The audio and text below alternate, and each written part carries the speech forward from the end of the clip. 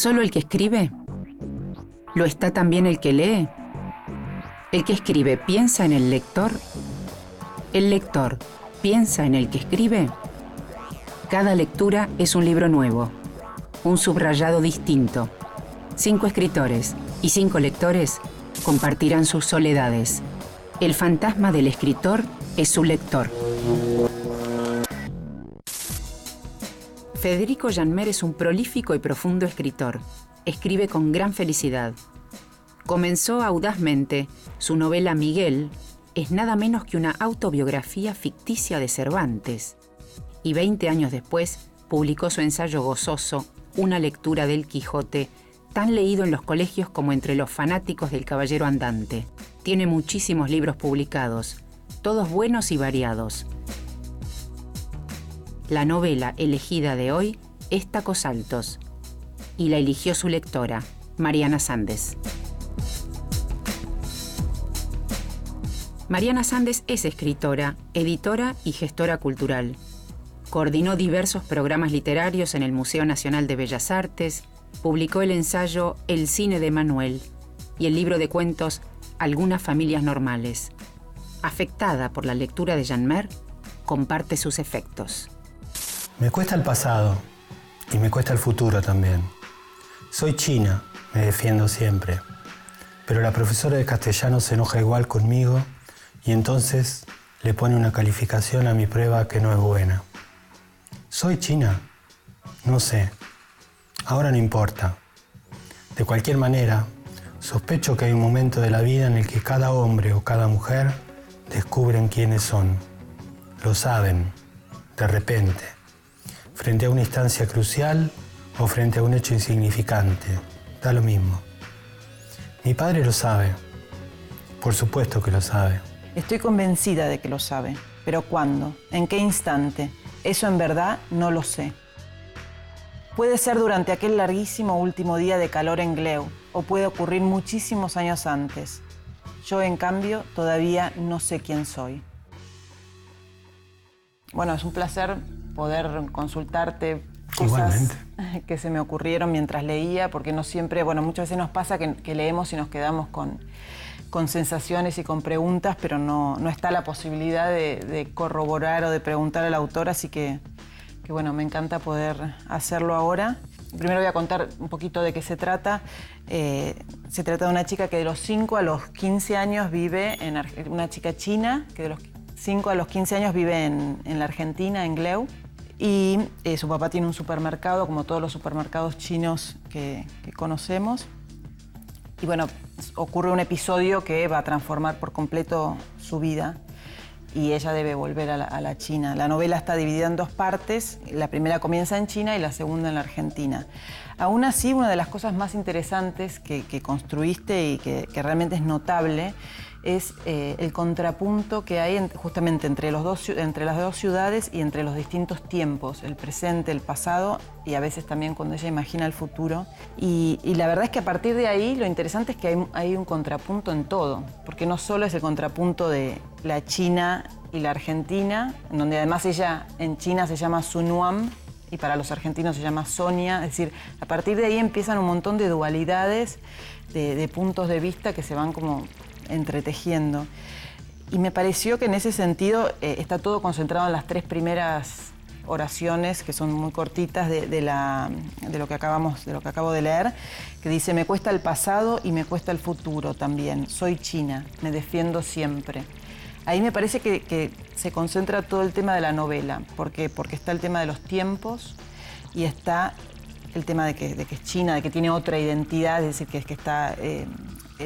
es extranjera en la Argentina y que además se defiende. Esa palabra me pareció muy interesante, ese verbo, porque no solo se está defendiendo en cuanto a la lengua, a la lengua adoptiva que sería el castellano, sino que además, después vamos a ver en toda la historia que los chinos tienen, sobre todo al estar en otro país, una actitud defensiva, ¿no? Tienen miedo, hay una cosa de choque cultural que hace que teman el entorno, y de hecho tiene razón para tener miedo por lo que después le va a pasar. Esas oraciones tienen un significado en toda la novela, no solo por el hecho de que que Sonia o Sunam es china de nacimiento, sino por el hecho de que es una adolescente. Creo que la adolescencia es el lugar de mayor inteligencia del ser humano y de mayor capacidad de amor, de todos los sentimientos nobles de la humanidad, pero también de los mayores miedos. Creo que cualquier adolescente puede suscribir a eso de que me cuesta el pasado y me cuesta el futuro también, porque es un momento que no es solo por chino, es por adolescente, y yo en la novela quise trabajar ambas cosas, ¿no? No solo lo chino, sino también ese momento tan particular de la vida que es la adolescencia. Y cuando encontré esa oración o esas oraciones, me pareció que eso era el tono. Justamente hay contrapunto de tiempos, hay contrapunto de espacios, y lo que decías de la adolescencia también está todo el contrapunto con la vejez, o los adultos, porque además de su mirada hacia de curiosidad, de intriga y de a veces de admiración, a veces de enojo hacia el mundo de los adultos, también me pareció que entendés muy bien el mundo de la vejez, o por lo menos a los abuelos de ella los Quizá tratás... porque ya estoy un poco viejo. No, creo que cuando te dije antes lo de la adolescencia, está buena esa lectura, pero también haría la otra. Hay un abuelo y una abuela que en algún sentido pueden ser un poco sabios, pero yo entiendo la sabiduría siempre como una dualidad. Y ahí me parece que la sabia es ella, porque vuelvo a repetir, para mí la adolescencia es el lugar de la sabiduría, entre otras cosas. Cuando sos viejo lo digo por experiencia propia, es cuando menos sabio sos. O sea, experimentaste más cosas, pero no sos tan sabio. La sabiduría creo que es dual. Está también en entender lo que el otro te quiere decir o el otro te deja entrever. Y creo que Sonia tiene esa capacidad. Creo que el adolescente entiende mucho más el mundo que el adulto, y en ese sentido sabio. Por otro lado, es muy interesante el hecho de que Sonia, casi sin querer, se termina convirtiendo en traductora, y ahí de vuelta está el contrapunto entre los dos idiomas, ¿no? La traducción, y en lo que vos decías, de esa mirada de los adolescentes. Porque lo novedoso, lo raro es que la ponen a traducir en una mesa de negocios entre chinos y argentinos, pero no les interesa que ella traduzca lo que se está diciendo como obvio, sino lo que no se está diciendo. Entonces coincide con esa visión que vos tenés de la adolescencia, de mirar, de una mirada que va por otro lado. Una chica china hizo su tesis doctoral en Barcelona con el libro este. Ah. Sí. Y después lo llevó a China a editoriales para que lo publiquen. Y claro, empezó a comunicarse conmigo. Y entonces yo le digo, pero en el único país donde no puede leerse este libro es en China, porque, digamos, el tema del juego con el tiempo verbal no tendría sentido, y entonces creo que la novela toda perdería un sentido. Y entonces me dijo que justamente esa parte de la traducción es la que allá no quieren por un tema de censura. Viste, hay una empresa china que viene y hace un contrato un poco corrupto con alguien acá. Estás descubriendo. Sí. Estás poniendo en evidencia lo que yo pensé que era un problema de traducción en China, por ahí no lo es tanto, pero sí por ahí el tema de ella formando parte de una empresa que finalmente va a conseguir un trabajo por una comisión, digamos, por una coima. Pero en realidad les conviene, porque ahora ya están advertidos de que si hay una chica rara en la reunión es porque está captando malas palabras. Hay frases muy lindas en el libro. Y dice, no creo que los tiempos verbales con que uno escribe sean importantes. Todo ocurre, todo queda claro igual. Y me pareció muy en cada una de sus novelas, Federico Janmer despunta un estilo diferente. La escritura, el ritmo, los tiempos de verbo, el corte de las frases, también cuentan una historia, el modo en que sus personajes se plantan en la vida. Fue en el pasado o cuándo fue. ya le transformó la vida para siempre, ¿no? Entonces, ¿qué importancia tiene? De hecho, dice también, resulta evidente que no permiten a la gente comunicarse más o mejor que la ausencia de esos tiempos verbales, ni respetarse más. Y en algún momento dice como que no impide que la gente, unos se asesinen a otros. Es decir, es como que ya pasa en un no tiempo, en una no dimensión también, que tiene que ver con los afectos. A mí me interesó desde siempre y creo que es mi principal interés como escritor, trabajar con la lengua. Yo creo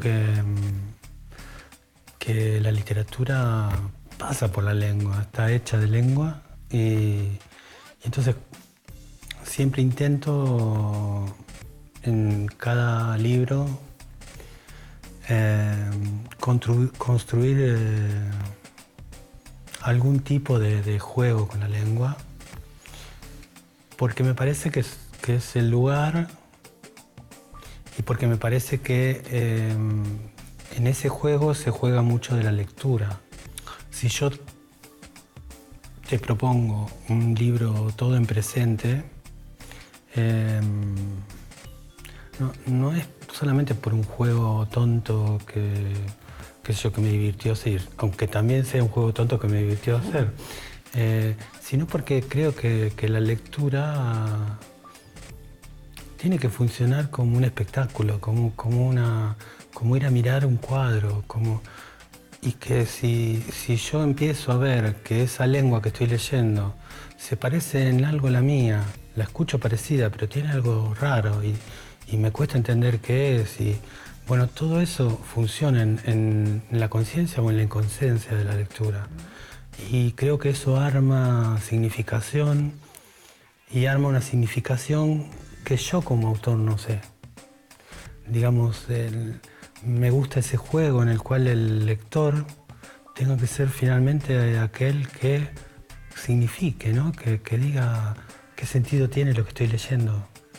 Y entonces creo que bueno, que casi todos mis libros trabajan ahí en ese registro donde se está dando una vuelta de tuerca sobre algo respecto de la lengua, porque me parece que en eso está un poco el arte de escribir. Yo creo en esa literatura, en esa forma de relacionarme con mi material, que no son los colores y no son las palabras. Y bueno, y trato de buscar siempre en cada novela un tipo de relación con eso. Y básicamente por eso, por lo que puede provocar en la lectura. A mí no me gusta la literatura que te da todo hecho, que los dos leemos un libro y lo único que podemos decir es que bien que escribe este tipo. Me gustan los libros que podamos discutir sobre qué significan esos libros. Y se nota eso, y se nota que planteas preguntas. O sea, mi sensación con ¿Pero acaso no hay un límite para la obediencia a nuestros mayores? ¿Qué ocurre cuando esa obediencia implica, quizá, perder para siempre aquello que uno más quiere, aquellos mismos mayores a los que les debemos obediencia? ¿Soy china? ¿Realmente soy china? ¿La mujer china se pregunta si debe o no debe obedecer? Yo creo también en una literatura que no da respuesta, claro, que pregunta.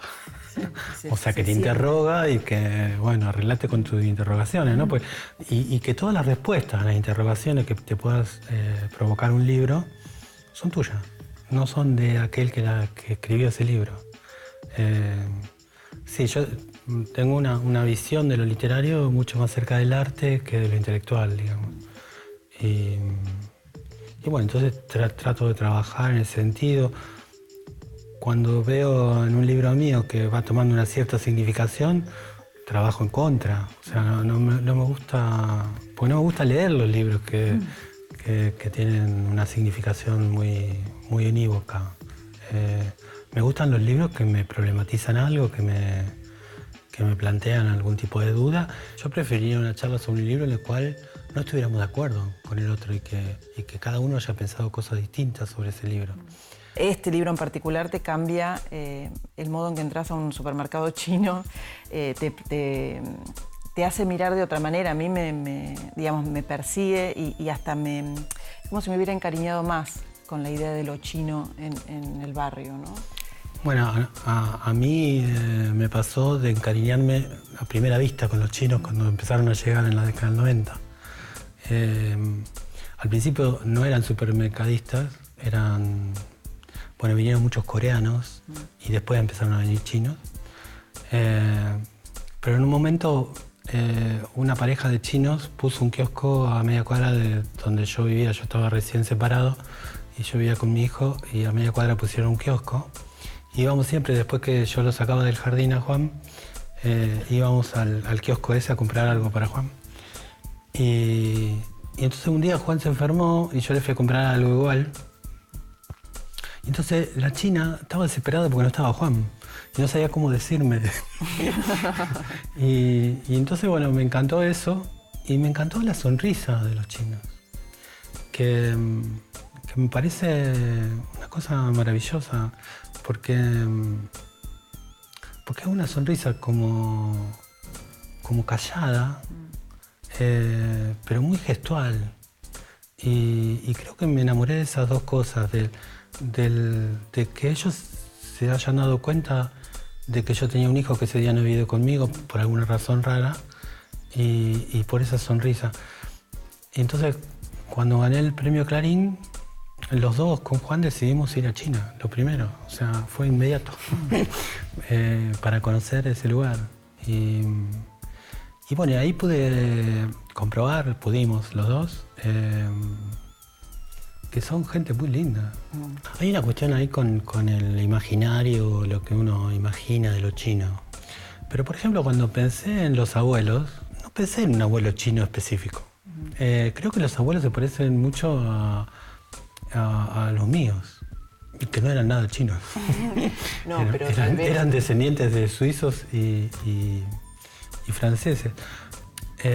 ¿Pero por qué? Yo viví mucho con mis abuelos a una edad parecida a la de esta chica. Y con mi abuela... Primero visitamos el bosque de bambúes, tomamos un colectivo, luego una lancha que cruza el lago Taiú y más tarde otro colectivo. Hablamos muy poco en el trayecto, casi nada. Yo aprovecho para descubrir lo que no conozco y mi abuela solo responde a alguna pregunta que le hago para saber qué es aquello que estoy descubriendo. No explica, no se anda con vueltas. El día es muy hermoso. Quizá esta mañana comience la primavera. Lo pienso y enseguida se lo pregunto al silencio de mi abuela. Cuando mi abuela se enojaba con mi abuelo, no le hablaba más. No solo no le hablaba más, sino que no le lavaba la ropa, no le cocinaba y se sentaba en un sillón de esos que se mueven así, que estaba en el medio de una cocina muy grande que tenían, porque en los pueblos hay más cocina que living.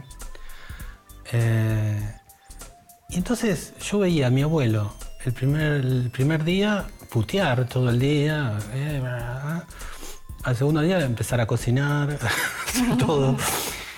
Y había un día, el tercero o cuarto siempre, que se levantaban enamorados los dos otra vez. Y para mí eso era toda una cuestión que yo no lograba alcanzar. Entonces un día mi abuela murió, qué sé yo, y cuando mi abuela ya era muy grande, le pregunté por qué hacía eso. Y entonces me dijo que cuando en una pareja se discutía sobre algo, en realidad ninguno de los dos tenía razón, o podían tener un poco de razón los dos. Pero que si uno era fuerte, el otro se iba a terminar convenciendo que el equivocado era él. Entonces su silencio era parte de esa fortaleza.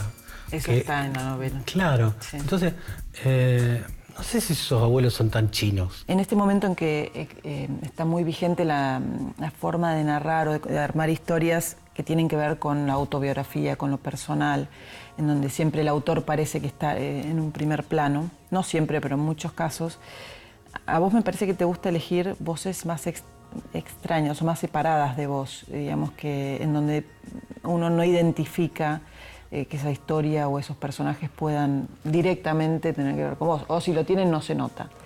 ¿Te pasa eso de buscar poner la lente afuera de lo tuyo? Y eso depende de cada uno de los libros. Yo lo que intento es que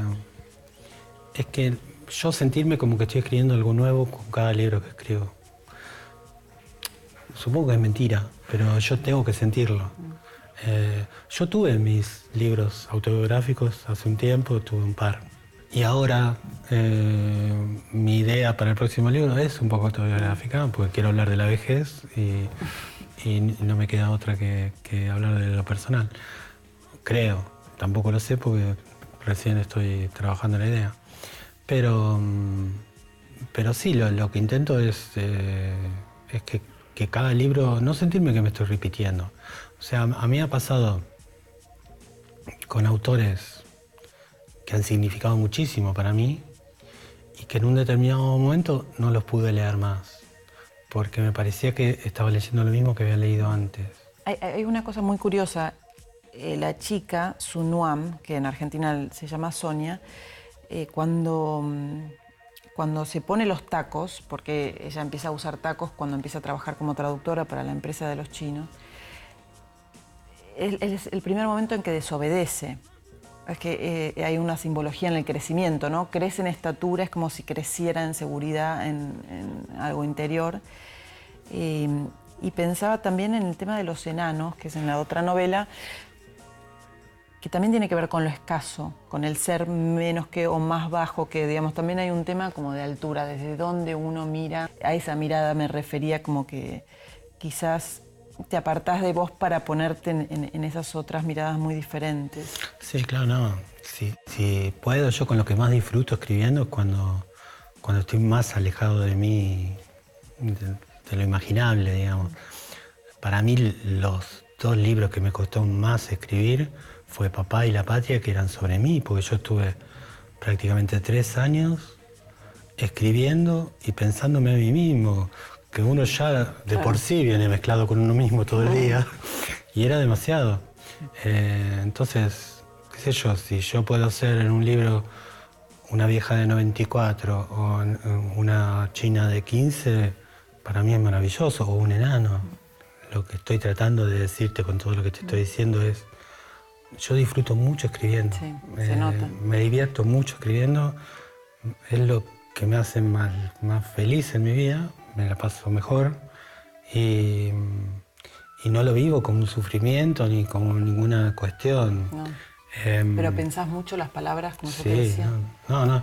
Y te divierte yo pensarlas. Escribo horas durante todo el día y esas horas en parte escribir para adelante y mucha más parte escribir para atrás, o sea, ver todo lo que hago, lo que hice, cómo está escrito eso que hice, cómo lo cambio, cómo consigo, siendo más escaso, decir más o menos, o qué forma literaria encuentro para decir una cosa que no quiero decir textualmente. Bueno, Mariana, muchas gracias por la lectura y porque te guste leer, por todo lo que le pusiste a la lectura y porque una lectura siempre es algo inesperado. Es lo que se me ocurre más lindo para decir de una lectura y bueno, muchas gracias. Gracias a vos por compartir tu escritura. El lector es el fantasma del escritor. Aquí se dan cita.